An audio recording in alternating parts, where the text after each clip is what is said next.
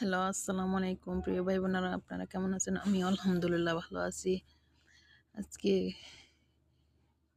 দেশি মুরগি ভুনা করতেছি সেহরির জন্য। আসলে সেহরিতে খাওয়ার মতন মাছ বলেন, মাংস বলেন, কোনো কিছু ভালো লাগে না।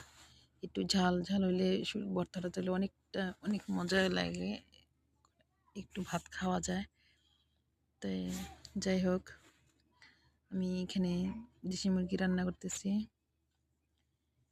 আমি সব মশলা দিয়ে মাখিয়ে 20 মিনিট রেখেছি। আমি এইভাবে দেশি মুরগি, যেই মুরগি হোক সব কিছু আমি এইভাবে 10-20 মিনিট রেখে দিই।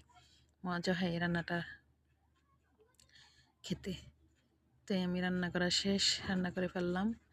আমার ভিডিওটা যদি ভালো লাগে থাকে তাহলে আমার চ্যানেলটা সাবস্ক্রাইব করে দেবেন, লাইক কমেন্ট শেয়ার করে জানাবেন। এই পর্যন্ত, আল্লাহ হাফেজ।